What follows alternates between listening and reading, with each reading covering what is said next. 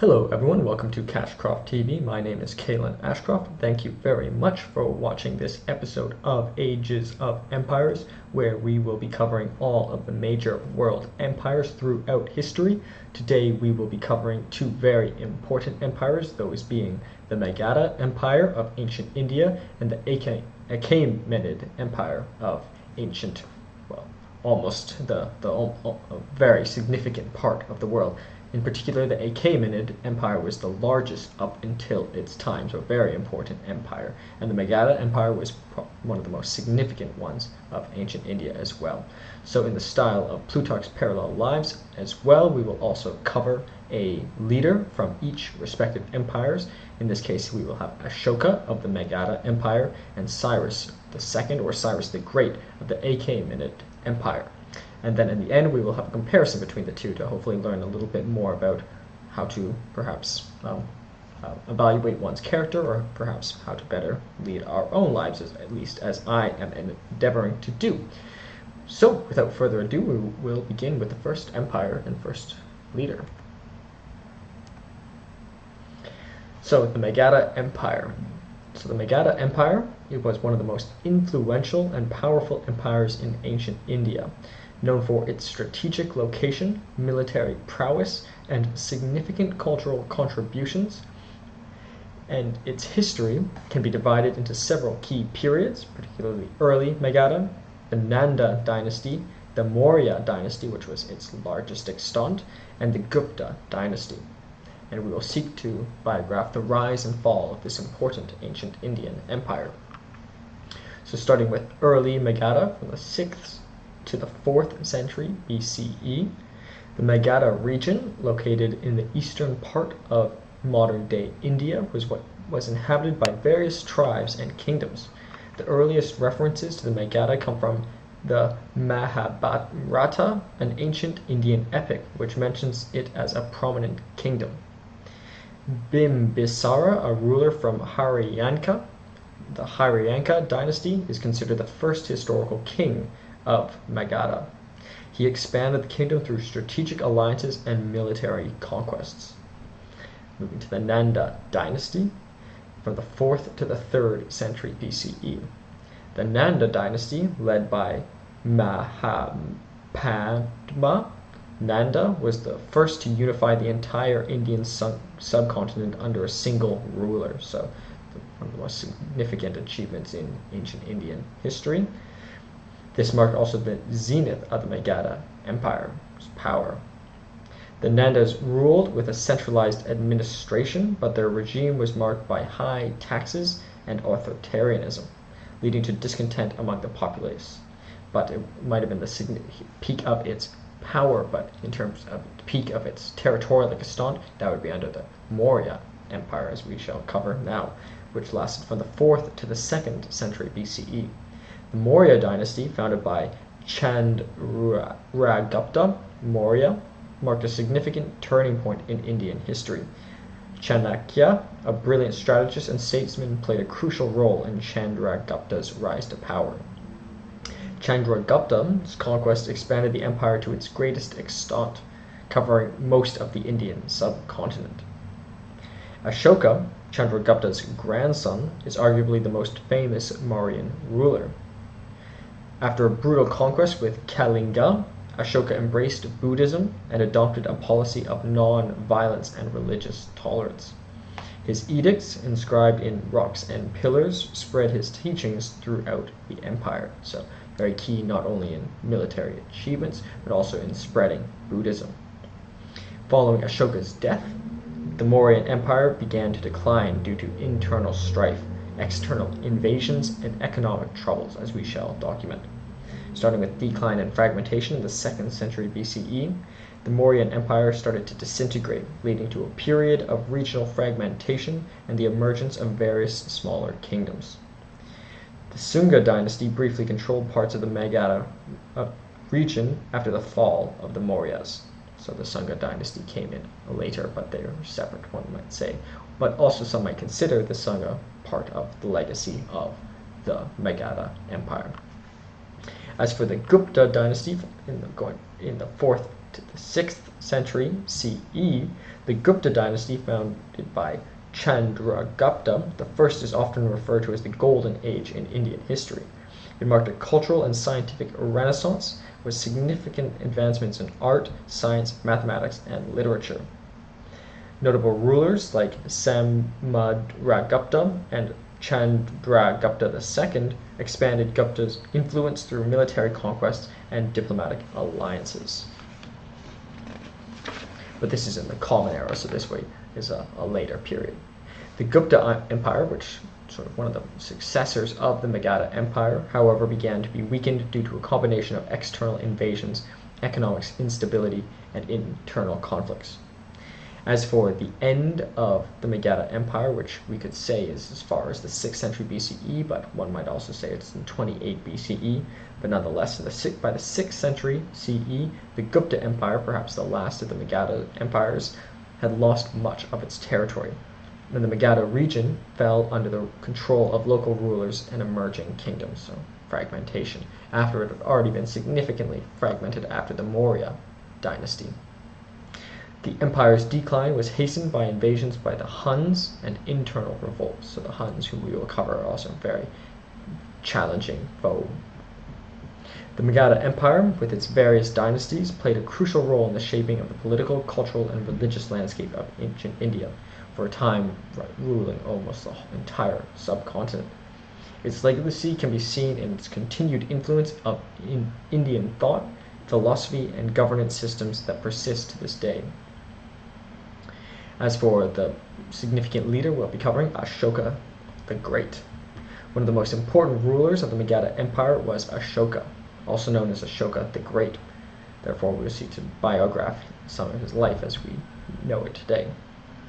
So, supposedly he lived from 304 BCE to 232 BCE, sort of through the peak of the Maurya Empire. With his birth and early life, Ashoka was born in 304 BCE to Emperor Bindusara and Queen Dharma. He was the grandson of Chandragupta Maurya and the founder of the Mauryan Empire. So the founder of the Mauryan Empire, which led to its greatest extent. So uncontested lineage, however, to this. But his grandfather founded the dynasty. So third generation, one might say. He was initially given the name Chandrashoka, but is commonly known as Ashoka. As for his ascension to the throne, Ashoka's ascension to the throne in 268 BCE followed a period of intense competition for power after the death of his father Bindusara. So despite him being the hereditary leader, his throne was contested.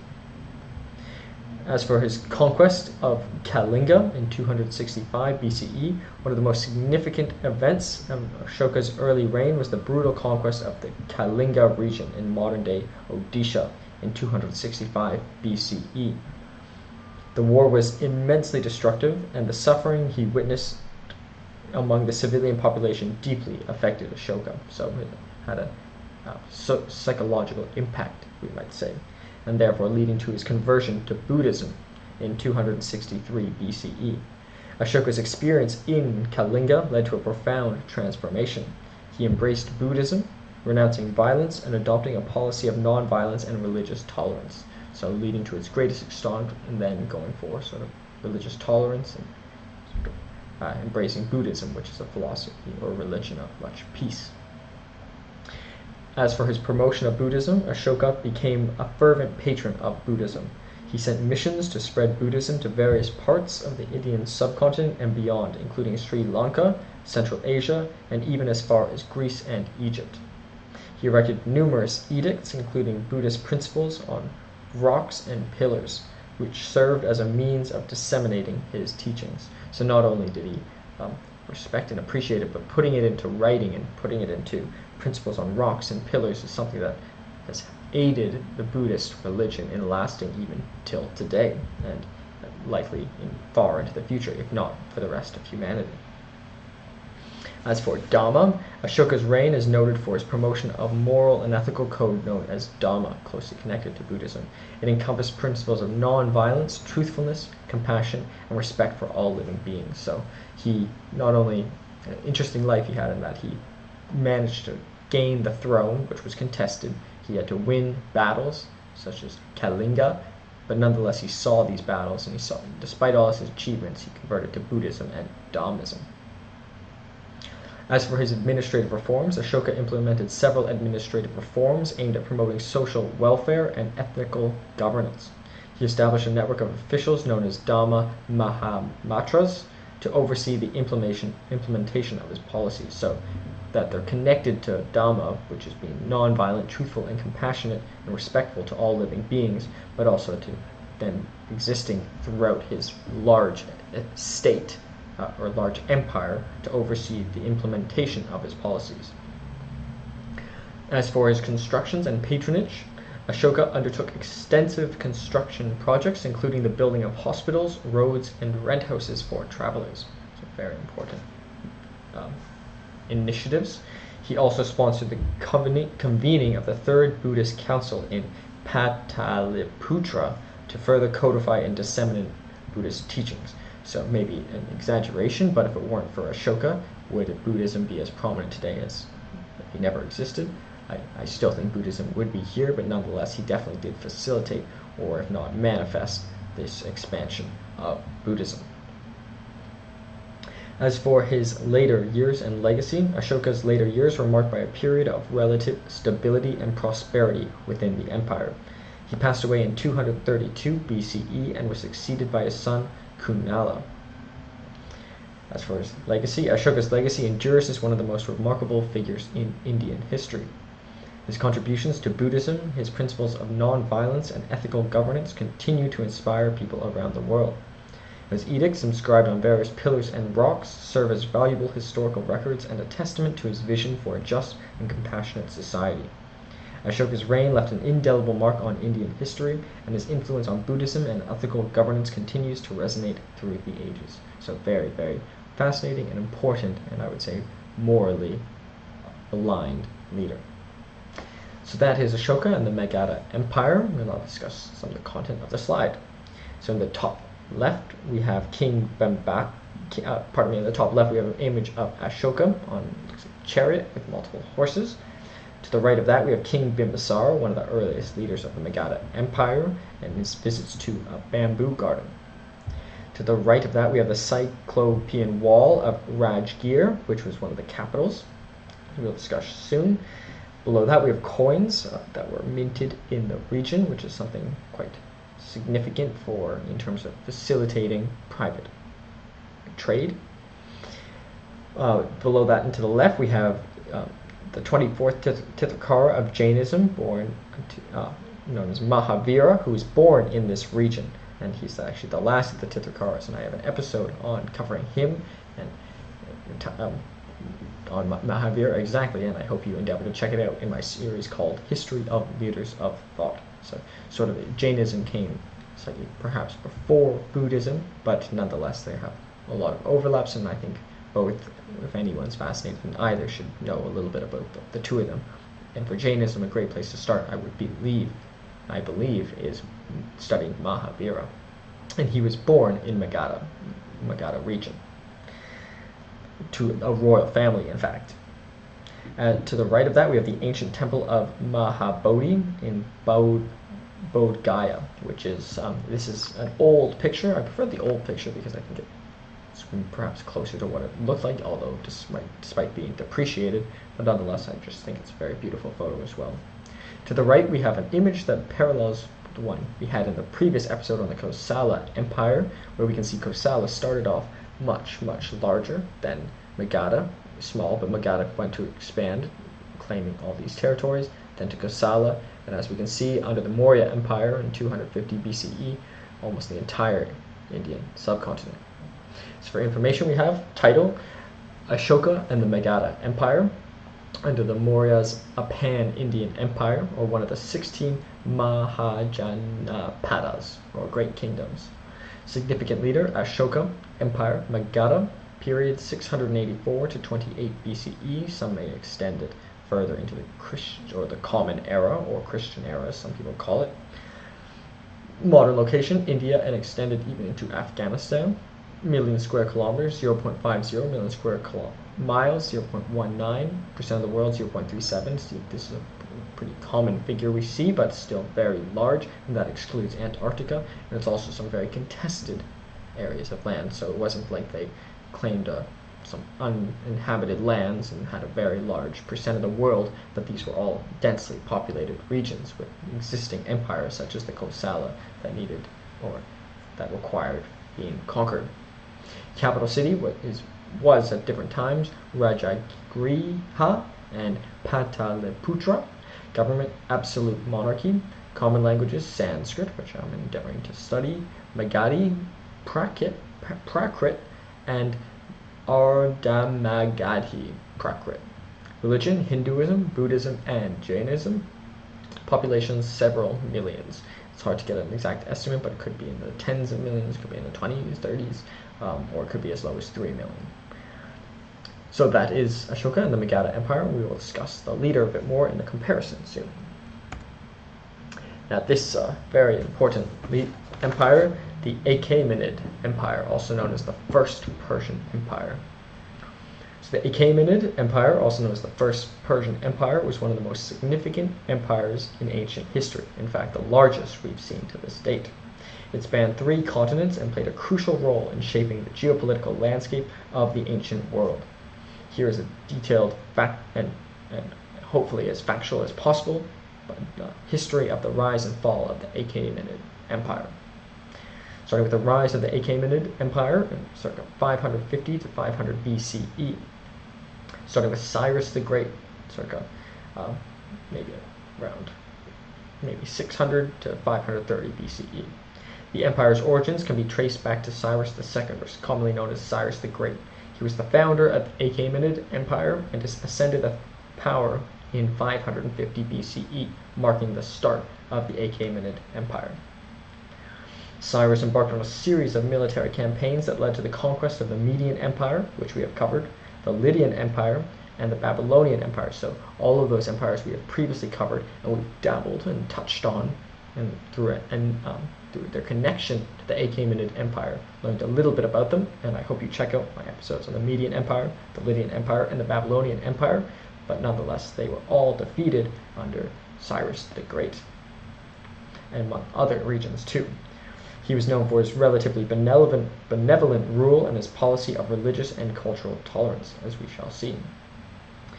As for expansion under Cambyses II and Darius I, circa 530 to 486 BCE. After Cyrus's death, his son Cambyses II extended the empire's boundaries by conquering Egypt and parts of North Africa. So not only Cyrus did all the conquering, his son, for example, continued the legacy of expansion, conquering Egypt and parts of North Africa. As we shall see, this is the largest empire to date. Darius I, a member of the Achaemenid nobility, seized power after a period of unrest. He further expanded the empire, incorporating regions as far as the Indus Valley and Thrace. So we cover the Indus Valley civilizations as well, which also very densely populated regions, and Thrace as well. So just they kept conquering, and as we see, the percent of the world, they all got up to 4.8%. The largest we've seen have been close to 1%, so 4 times as large as some of the largest empires we've covered. As for the golden age of the Achaemenid Empire, circa 486 to 330 BCE, to confirm circa means approximately, and starting with administrative reforms during this period. Darius I implemented a series of administrative reforms, including the division of the empire into provinces known as satrapies. And they have satraps who ruled over different regions, kind of like governors. Each satrapy was governed by a satrap appointed by the central authority. So a centralized government with, I would say they're analogous to governors or premiers.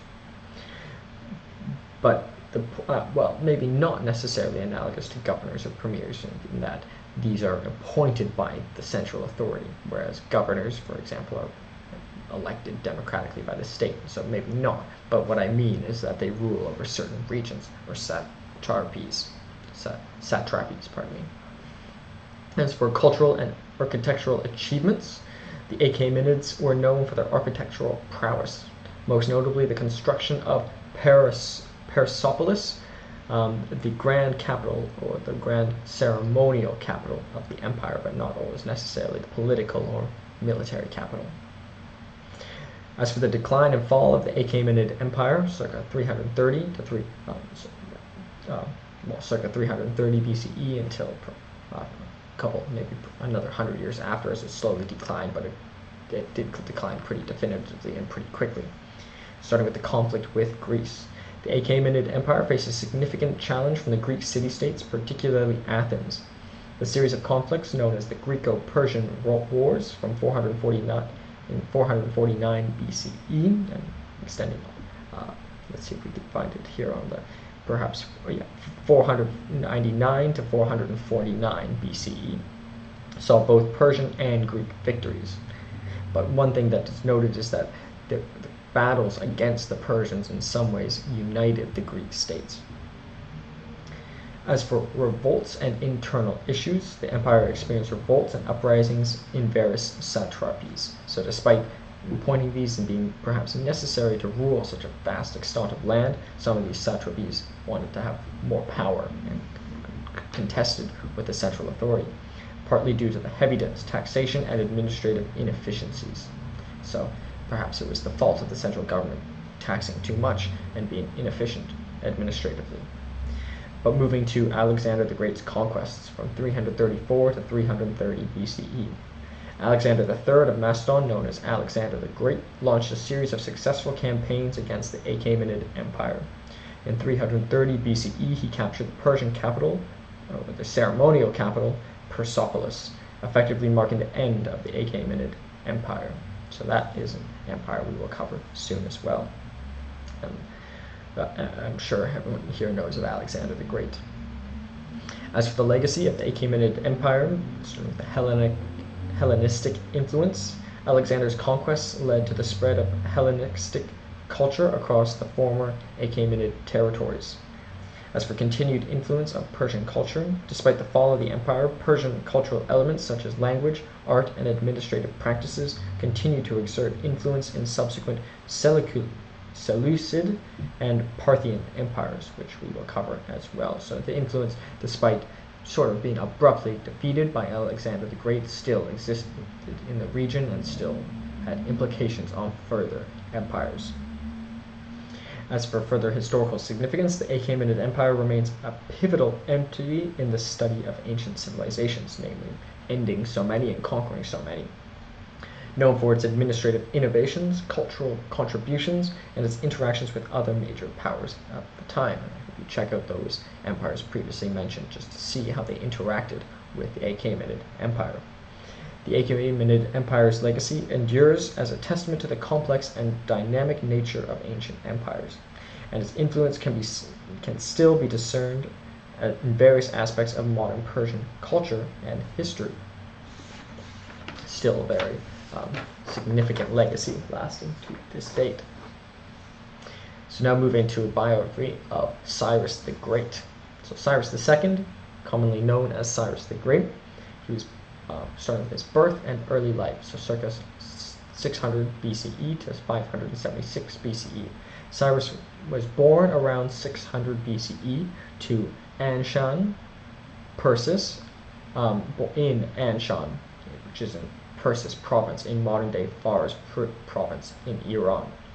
He was born to the royal Achaemenid family, which had lineage of Persian kings, so he was born royal, despite him being the one to really expand the empire. However, he's considered the first of the Achaemenid Empire, but he did have, for example, Cambyses I, as you can see on the slide, Cyrus I, and Thaspes. He wouldn't be called Cyrus I if Cyrus II if Cyrus I wasn't already a significant figure.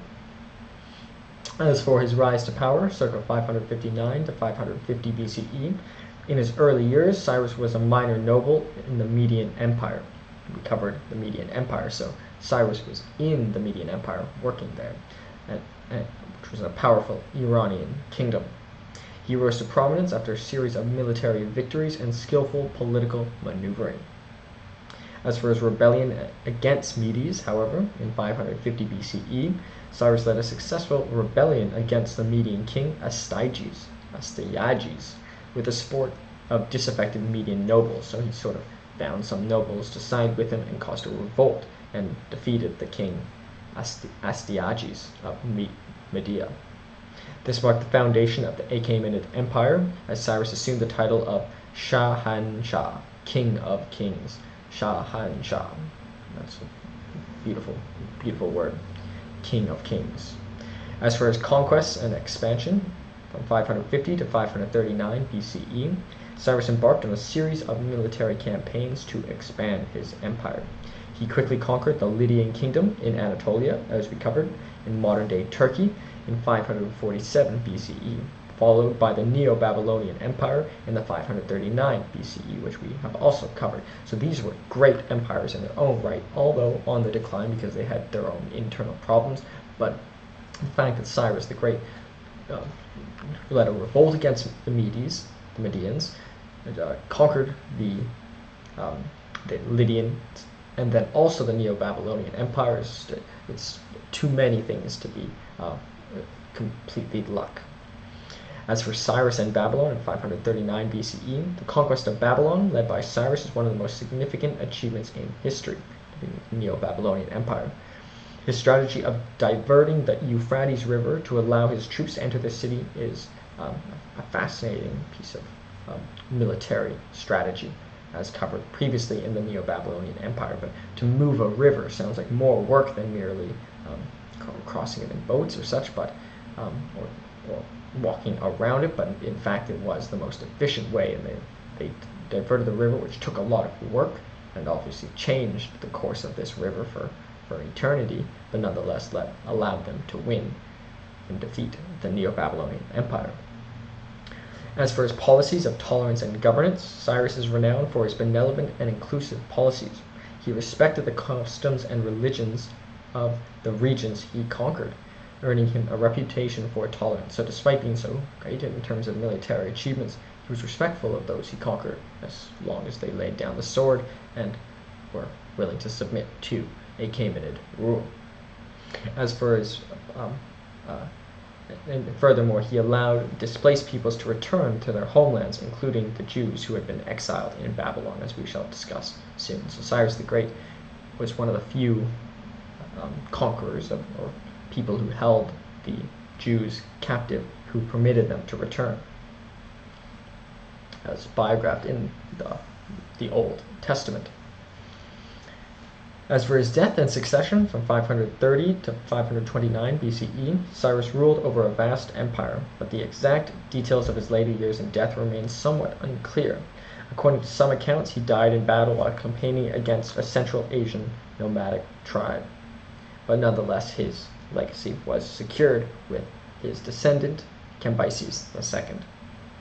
As for his legacy, Cyrus is considered one of the most remarkable figures in ancient history, admired for his enlightened rule and visionary approach to governance, not to mention a long list of military achievements.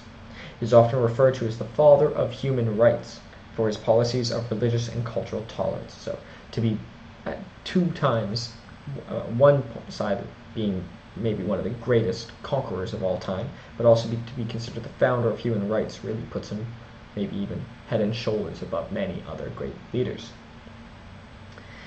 As for the Cyrus cylinder, an ancient clay cylinder inscribed with Akkadian cuneiform script, is often cited as one of the most earliest declarations of human rights. It records Cyrus's conquest of Babylon and his policies of tolerance and restoration. So maybe one of the things that allowed the Persian Empire, or the first Persian Empire, the Achaemenid Empire, to become the largest by far, was these tolerant policies, which prevented internal strife for a very long time. But although the Persian Empire, or the Achaemenid Empire, the first Persian Empire, did not even last that long, it reached the largest extent by almost 4 times.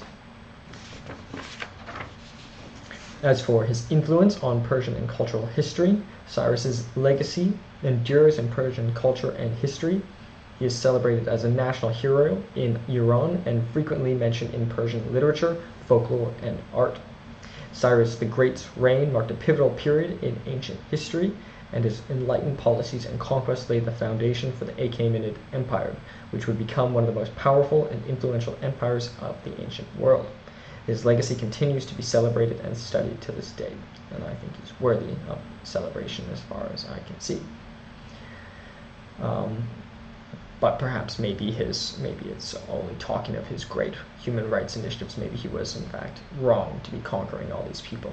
But it must be mentioned, many of these, like the Lydians, were in declined states when he conquered them. But that does not mean they necessarily should have been conquered. Maybe they should have been left alone. So we will now discuss the content of the slide, and then we will discuss the leader a bit more in the comparison at the end. So information, the title, we have Cyrus II of the Achaemenid Empire, which is the first Persian empire and the largest empire the world had ever seen. Significant leaders, Cyrus II or Cyrus the Great. Empire, Achaemenid, period 550 to 530 BCE. Modern location, Western Asia, because it covers so much, but originally coming from Iran. Million square kilometers, 5.50, so almost 10 times the size of many of the empires we've covered, and it's 4 times the largest we've covered. In terms of million square miles, that's 2.12% of the world, 4.08. As mentioned, the largest we've seen so far have reached maybe 1%, or close to 1%. This is 4.08, so 4 times as large as the largest we've seen, and that's excluding Antarctica. But this is some of the most populated regions of the world at the time, as we know, or at least some of the most militaristic regions of the world at the time, so not easy places to conquer. Capital, Babylon, Psargadeh, Ecbatana, Susa, and Persepolis, which was the ceremonial capital, which ultimately fell and marked the end of the Achaemenid Empire. Government, monarchy, with satraps, who are like regional appointed governors, appointed by the central government. Common language, Old Persian and Aramaic, which are primary, but since they accepted and included so many other regions, they also had many other languages, such as Akkadian, in the regions that they had conquered. Religion, Zoroastrianism,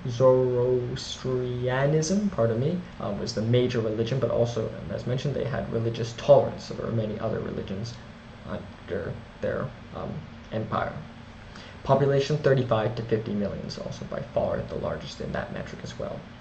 In terms of the images, in the top left we have an image of it's actually carved into a rock, but this is a drawing of it to give a more accurate picture of the details as best we can. You can see it looks like he's has wing-like figures, so almost maybe we take what significance we can, maybe some angelic significance. To the right we have the standard of Cyrus the Great, but also a bird, so maybe a connection there. Maybe he's connected to some bird or some bird god. I'm not sure precisely which bird it is, and I hope you check it out, because I will be checking it out as soon as we conclude. To the right we have an image of Cyrus liberating the Israelites who were held in Babylon, and they were allowed to return to Jerusalem. So the Israelites, or particularly the Jewish people, had suffered being held captive by many different leaders, and many refused to let them go. Many rough on them, such as the Egyptians during certain pharaohs, as well documented in Exodus. But Cyrus the Great was one of the few who let them free, perhaps through the commandments of God, or perhaps on his own accord. But nonetheless, they were permitted to return to Jerusalem, which is just evidence of his magnanimity, and at least maybe the writings on the Cyrus cylinder, where I believe that's the cylinder, or the Cyrus cylinder was maybe exaggerated, even in the Old Testament, which was not written by the Iranians empire, as far as I know, or the Achaemenid Empire, as far as I know. Even that advocates for him being magnanimous. And to the bottom right, we have the tomb of Cyrus the Great, which still lasts today in great condition. Now, we have a timeline here, which we can see before Cyrus II. There was Thyspes, Cyrus I, and Cambyses I. That's an early period. Then Cyrus I came, and then there's a period of expansion, as we have Cambyses II. There's also, and below we have a full list of the monarchs. We have Cyrus the Great, Cambyses II, Guamata, Darius the Great, Xerxes I, Artaxerxes I, Xerxes II, Sogdianus, Darius II, Artaxerxes II, Artaxerxes III, Arces, and Darius III. Many of these are covered in much of Plutarch's parallel lives, so there's many different ways of learning about these individuals, and I would recommend Plutarch's parallel lives. And even if you check out my history on ancient Greek and Roman history, you might come across many of these names.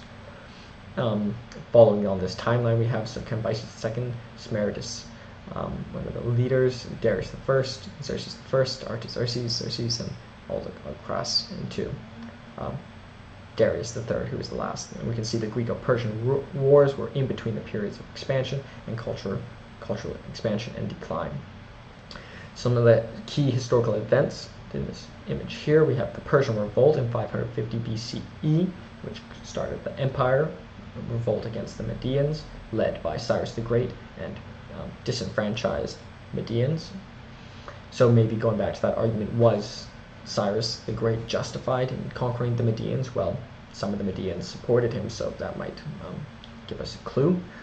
The conquest of Lydia in 547 BCE, the conquest of Babylon, 539 BCE, conquest of the Indus Valley, we covered the Indus Valley civilization in 535 to 518 BCE, conquest of Egypt, 525 BCE, Greco-Persian Wars, 499 to 449 BCE, 499 to 449 BCE, the Corinthian War, 395 to 387 BCE, the second conquest of Egypt in 343 BCE, and the fall of Macedonia in 330 BCE, or pardon me, the fall to Macedonia and Alexander the Great in 330 BCE. So relatively short, only just over 200 years, 220 years, they came to rule 4% of the entire world, excluding Antarctica and some of the most developed and militaristic regions.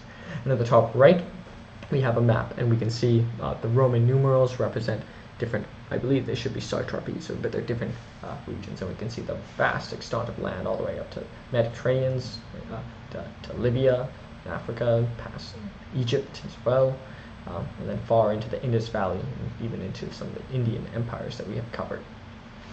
So that is Cyrus II, or Cyrus the Great, and the Achaemenid Empire. Now we will do a comparison between Ashoka of the Magadha Empire and Cyrus the Great, or Cyrus II of the Achaemenid Empire. Maybe I'll say Cyrus II because Ashoka is also called Ashoka the Great, so if anything, that's one similarity they have. So Ashoka and Cyrus II comparison. Ashoka of the Magadha Empire and Cyrus II of the Achaemenid Empire were two of the most influential rulers in ancient history, each known for their visionary governance and significant contributions to their respective empires. Starting with their empire and geographic extent, Ashoka ruled over the Magadha Empire, which covered most of the Indian subcontinent, including modern-day India, Nepal, Bangladesh, and parts of Pakistan. Cyrus II established the Achaemenid Empire, one of the largest empires in ancient history, stretching from modern-day Greece to Egypt to the west to India and Central Asia in the east. So the region of the Achaemenid Empire was larger, but not necessarily all that region was under his rule, but much of it was gained under his rule. As for Ashoka, he was not necessarily the founder of the empire, but nonetheless he led to some of his greatest reforms, whereas Cyrus the Great was the founder of the Achaemenid Empire, but like Ashoka, they both came from royal lineage nonetheless. So neither of them are completely self-starters. As for the religious policy, which parallels in magnanimity, but as we shall see, there's a key difference. As for Ashoka, he was initially a conqueror. Ashoka's conquest in Kalinga, however, led to a profound conversion to Buddhism. He adopted policies of religious tolerance, promoting not only Buddhism, but also respecting other faiths. So that's certainly similar, as we shall see. Cyrus II, known for his policies of religious tolerance, Cyrus allowed conquered peoples to practice their own religions. His cylinder is often cited as an early declaration of human rights, so very, very important. They're both practice religious tolerance, but where they differ is, I would say, Ashoka notably did manifest or grow Buddhism, whereas Cyrus II did not necessarily focus on Zoroastrian religion, or he did not necessarily promote a religion. As for their administrative innovations, Ashoka instituted a system of officials known as the Dhamma Mahamatras to oversee the implementation of his policies. He focused on moral and ethical governance, which is even called Dhamma rather than just conquest. So he sort of had a shift in his life, but maybe there was a similar shift in Cyrus II's life, because he maybe after he had so many military achievements, he was only then able to be magnanimous. As for the Cyrus II, he established a highly efficient administrative system with satrapies, who ruled provinces governed by satraps, but appointed by the central authority. His governance was characterized by a balance of centralized authority and localized administration. So it is likely under Ashoka's rule there were also provincial governors, likely appointed by him, but it wasn't him who conceived of the idea as Cyrus II did. As for their cultural contributions, Ashoka is known for his rock and pillar edicts, which inscribed his teachings and policies on stones and pillars across the empire. These inscriptions played a crucial role in disseminating the message of nonviolence and righteousness, so very important, and even expanding Buddhism. Cyrus II, his famous Cyrus Cylinder, an ancient declaration of human rights that emphasized his benevolent rule and respect for traditions of conquered peoples. So both of them were very key in documenting some of their changes, but even documenting in a good and positive way for humanity. However, I would say Ashoka focused a little bit more on one specific religion, whereas Cyrus II was a little bit more general. But they were both believed in tolerance, which is something that's unique to them relative to other leaders. Pardon me. Am I coming down? Pardon me. As for military conquests, Ashoka initially was a fierce conqueror. Ashoka's rule saw extensive military campaigns that expanded Magadha Empire. However, after the conquest of Kalinga, he adopted a policy of non-violence, so eventually he abruptly stopped. Whereas Cyrus II, also known for his strategic military campaigns, Cyrus conquered numerous kingdoms and established the Achaemenid Empire through a series of calculated conquests. But rumor has it he died in battle, so he never gave it up. As for their legacies, Ashoka is regarded as one of the most influential figures in Indian history. His principles of non-violence and religious tolerance continue to inspire people worldwide. As for Cyrus II, he is remembered as a pioneering figure in history of governance and human rights. His legacy is celebrated in both Persian and world history, particularly for his policies of tolerance and his role in the foundation of the Achaemenid Empire. So both massive legacies. Thus, while both rulers left indelible marks on the ancient world, their approaches differed in many ways. Ashoka is celebrated for his transformation from conqueror to compassionate ruler, while Cyrus II is revered for his pioneering governance and respect for the customs of conquered peoples. However, he never ceased to conquer and never ceased to battle. Together, they exemplify enlightened rule in ancient times and abilities as well in military practice, and military prowess, but nonetheless also the importance of religious and cultural tolerance, especially I think seems to be a necessity so far to rule over vast expanse of land. So thank you very much. This is CashcroftTV. My name is Kalen Ashcroft. We have covered the Magadha Empire and the Achaemenid Empire today, and I hope you very much enjoyed them. They are very fascinating empires, and I hope maybe you learned a little bit about individuals through the biographies of Ashoka and Cyrus II and their comparison. So thank you very much, and I hope you continue to support.